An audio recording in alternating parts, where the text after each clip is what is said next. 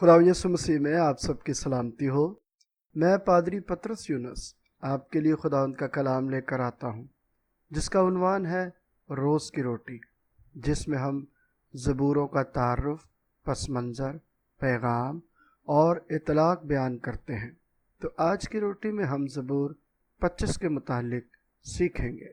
زبور 25 کی مرکزی آیات چوتھی اور پانچویں ہیں، جہاں لکھا ہے: اے خداوند، اپنی راہیں مجھے دکھا دے، اپنے راستے مجھے بتا دے، مجھے اپنی سچائی پر چلا اور تعلیم دے، کیونکہ تو میرا نجات دینے والا ہے۔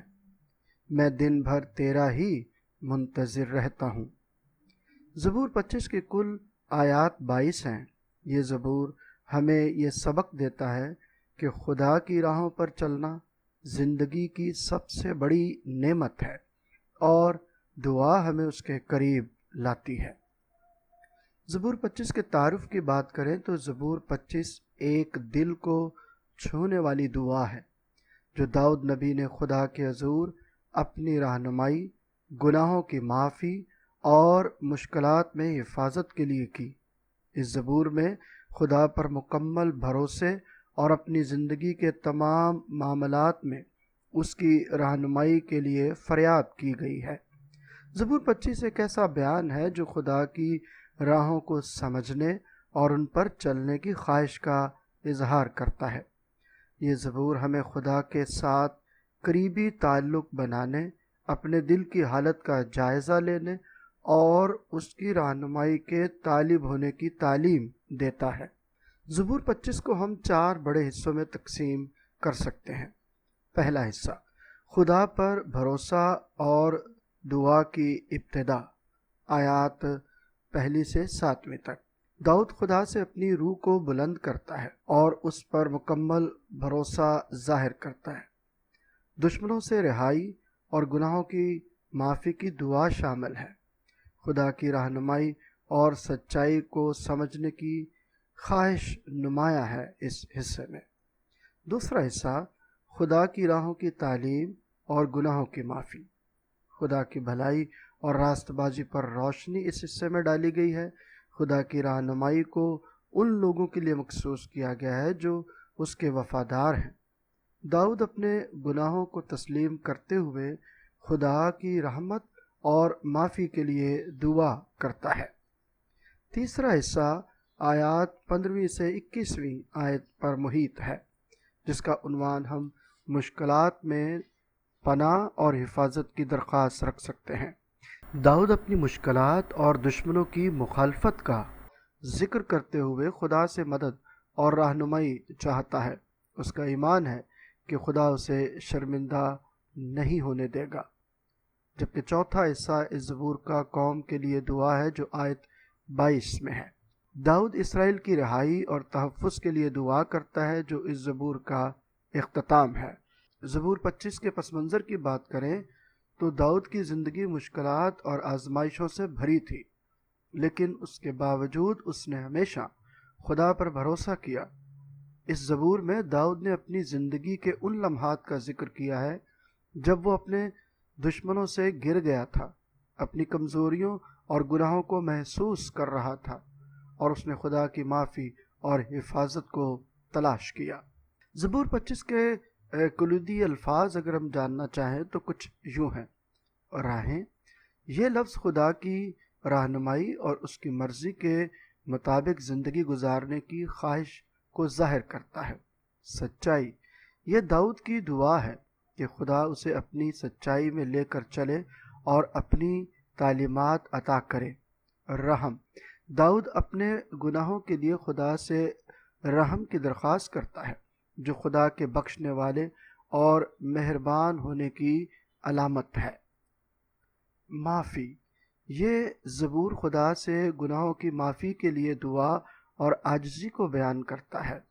نجات، داؤد خدا کو اپنا نجات دہندہ کہتا ہے، جو خدا کی حفاظت اور مدد کی اہمیت کو ظاہر کرتا ہے۔ دشمن، یہ لفظ ان مشکلات اور مخالفتوں کی نشاندہی کرتا ہے جن کا داؤد کو سامنا تھا اور جن سے رہائی کے لیے وہ دعا کرتا ہے۔ بھروسہ، یہ خدا پر ایمان اور ہر حالت میں اس پر بھروسہ کرنے کی تعلیم دیتا ہے۔ وفاداری، یہ خدا کی اس خصوصیت کی طرف اشارہ کرتا ہے کہ وہ اپنے وعدوں کو پورا کرنے والا اور اپنی محبت میں مستقل ہے۔ شرمندگی، داؤد دعا کرتا ہے کہ خدا پر بھروسہ کرنے والے کبھی شرمندہ نہ ہوں، بلکہ یہ شرمندگی گنہگاروں کے لیے ہو۔ رہنمائی، یہ خدا سے ہدایت اور زندگی کے لیے صحیح راستہ طلب کرنے کی اہمیت کو ظاہر کرتا ہے۔ یہ کلیدی الفاظ زبور 25 کے پیغام کو سمجھنے میں مدد کرتے ہیں اور ہمیں اپنی زندگی میں خدا کی رہنمائی اور رحمت کو تلاش کرنے کی ترغیب دیتے ہیں۔ زبور 25 کے پیغام کی بات کریں تو اس میں پیغام ہمیں ملتے ہیں خدا پر بھروسہ۔ یہ زبور ہمیں سکھاتا ہے کہ خدا پر بھروسہ کرنے والا کبھی مایوس نہیں ہوتا۔ گناہوں کی معافی کا بھی پیغام اس میں پایا جاتا ہے۔ داؤد نے خدا سے اپنے گناہوں کے لیے رحم اور معافی کی دعا کی، جو یہ ظاہر کرتا ہے کہ خدا بخشنے والا اور مہربان ہے۔ رہنمائی کی طلب کا پیغام بھی ہمیں اس میں ملتا ہے۔ ہم اپنی زندگی کے ہر موڑ پر خدا کی رہنمائی کے محتاج ہیں تاکہ ہم اس کی مرضی کو سمجھ سکیں۔ خدا کی وفاداری کا پیغام بھی اس میں ملتا ہے۔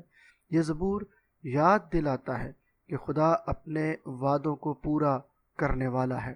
زبور 25 کے حوالے سے چند مفسرین کی آراء۔ میتھیو ہنری کے مطابق یہ زبور خدا کی ہدایت، معافی اور رحم کے لیے ایک گہری دعا ہے۔ داؤد اپنی جوانی کے گناہوں کی معافی مانگتا ہے اور خدا کی مہربانیوں کو یاد رکھنے کی التجا کرتا ہے۔ یہ زبور خدا کی قدرت پر مکمل بھروسے کا اظہار ہے، خاص طور پر دعا میں گناہوں کی معافی کے وعدوں کو مرکز بنایا گیا ہے۔ سپرجن کے مطابق زبور 25 میں داؤد نے اپنے دل کی گہرائیوں سے خدا کی طرف رجوع کیا ہے۔ یہ زبور زندگی کی مشکلات میں خدا پر مکمل اعتماد کی عکاسی کرتا ہے اور ظاہر کرتا ہے کہ جب انسان خود سے اپنی روح بلند نہیں کر سکتا تو خدا ہی اسے اٹھاتا ہے۔ سپرجن اس زبور کو دعا اور رہنمائی کی تعلیم کے طور پر دیکھتے ہیں۔ جان کیلون اس زبور کو ایمان کی گہرائی کی عکاسی کے طور پر دیکھتے ہیں، جہاں داؤد اپنی کمزوریوں اور گناہوں کے باوجود رہنمائی اور تحفظ کی دعا کرتا ہے۔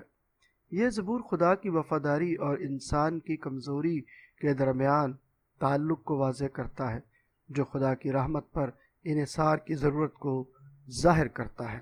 مورگن کے مطابق یہ زبور ایک روحانی سفر کی نمائندگی کرتا ہے، جہاں داؤد خدا کے راستے، رہنمائی اور معافی کے لیے فریاد کرتا ہے۔ داؤد کی دعا ذاتی گناہوں سے بچنے اور خدا کی ہدایت میں چلنے کی خواہش کی علامت ہے۔ یہ آراء ظاہر کرتی ہیں کہ زبور 25 ایمان، دعا اور خدا پر انحصار کا مظہر ہے، جو ہمیں اپنے گناہوں کی معافی اور زندگی کے چیلنجز میں خدا کی رہنمائی طلب کرنے کا درس دیتا ہے۔ جب ہم زبور 25 کے اطلاق کی بات کریں تو چند باتیں بڑی اہم اور سمجھنے والی ہیں جن کو ہم اپنی زندگی میں جو ہے وہ اپلائی کر سکتے ہیں۔ جیسے اپنی مرضی کی زندگی میں خدا کی رہنمائی تلاش کریں اور دعا کریں کہ وہ آپ کو اپنے راستے پر چلائے۔ جب آپ غلطیاں کریں یا گناہ کریں تو خدا کے حضور سچے دل سے معافی مانگیں اور اس کے رحم پر بھروسہ کریں۔ مشکلات میں ہمت نہ ہاریں، بلکہ خدا پر یقین رکھیں کہ وہ آپ کے حالات کو بہتر بنائے گا۔ اپنی زندگی کے ہر فیصلے میں خدا کی مرضی کو اولیت دیں۔